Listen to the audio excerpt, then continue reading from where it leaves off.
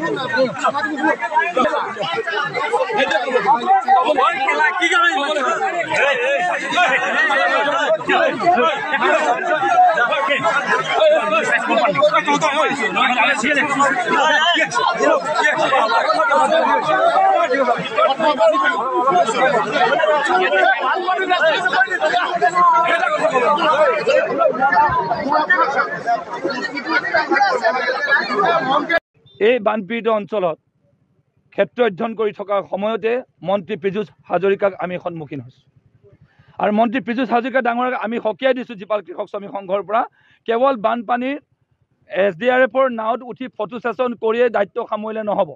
আমি কৈছোঁ ইয়াত উন্নত ফেৰী মান বিশিষ্ট ফেৰী ইয়াত যোগান ধৰক, মানুহখিনি ৰেস্কিউ কৰক। ইতিমধ্যে 12টা 1টা বাজিলে, ইয়াৰ পাছত আৰু বেছি ওপৰ সময় নাই, অকণমান পাছতে লাহে লাহে কাল আন্ধাৰে আৱৰি ধৰিব। সেই সময়টো ৰেস্কিউ কৰিবৰ কাৰণে এতিয়ালৈকে কোনো সুব্যৱস্থাপনা কৰা নাই, কাৰণ এই প্লাষ্টিকৰ SDRF NDRFৰ 5-6খন কেৱল এটা নাৱে ইমান হাজাৰ হাজাৰ মানুহক ৰেস্কিউ কৰা সম্ভৱ নহয়। আমি কৈছোঁ যে তেওঁৰ লগত এক্সিকিউটিভ ইঞ্জিনিয়াৰ ENDৰ মানুহ আহিছে। আমি কৈছোঁ আপুনি এটা মন্ত্ৰীৰ লগত যে ওলাল ধূমকেতুটোৰ দৰে, পৰৱৰ্তী আপুনি পূৰ্বত ক'ত আছিল? নহয়, আমি কালি আহিছোঁ। কালি মানে আগৰ পৰা কিয় নাই, আজি 15 বছৰ আপুনি কিয় ৰিপেয়াৰ কৰা নাই? দ্বিতীয় কথাটো হৈছে সেই সময়ত এগৰাকী মহিলা, ক্ষুব্ধ মহিলাই, বঞ্চিত মহিলাই নিজৰ দুখ উজাৰিবলৈ যাওঁতে তেতিয়া মন্ত্ৰী পীযুষ হাজৰিকাই ক'লে তেতিয়া বোলে এগৰাকী তেখেতক বোলে এৰেষ্ট কৰি দিয়ক মহিলাগৰাকী। মই কৈছোঁ আপুনি এগৰাকী ক্ষুব্ধ, এগৰাকী বানপীড়িত, জৰ্জৰিত, আক্ৰান্ত এগৰাকী মহিলাক নিজৰ কথা ক'বলৈ অহা মহিলা আপুনি এৰেষ্ট কৰিবলৈ ক'বলৈ আপুনি কোন? আপুনি এপলজি খুজিব লাগিব। মই কৈছোঁ যে আমি জীপাল কৃষক শ্ৰমিক সংঘই দাবী কৰিছিলোঁ যে আপুনি এপলজি খোজক। তেখেতে পৰৱৰ্তী সময়ত আমি যেতিয়া প্ৰতিবাদ যেতিয়া সুস্থাৰ কৰিছোঁ সেই সময়ত তেখেতে এপলজি খুজিছে, আৰু তেখেতৰ এপলজি খোজা যদি যদি দৰকাৰ হয় সেই বাইট মই ৰাজহুৱা কৰিব পৰাকৈ মই সক্ষম। গতিকে মাননীয় সংবাদ মাধ্যমৰ আমাৰ সকলো সতীৰ্থসকল এই বিষয়টো সবিস্তাৰে প্ৰচাৰ কৰক, কিয়নো এই সময়টোত অসমৰ এটা জ্বলন্ত সমস্যাত ৰূপান্তৰ হৈছে বানপানী।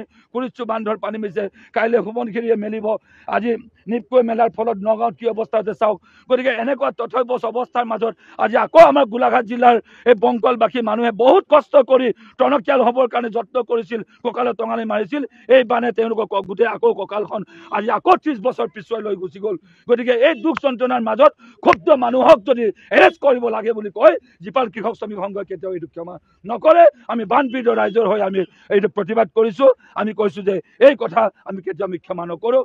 আমাক কৈছোঁ সকলো ধৰণৰ ব্যৱস্থা গ্ৰহণ কৰক, উন্নত কেম্প বনাওক, বিজ্ঞানসন্মতভাৱে স্বাস্থ্য শিবিৰ পাতক, খাদ্য যোগান কৰক, শিশু খাদ্য দিয়ক, পশুধন খাদ্য দিয়ক।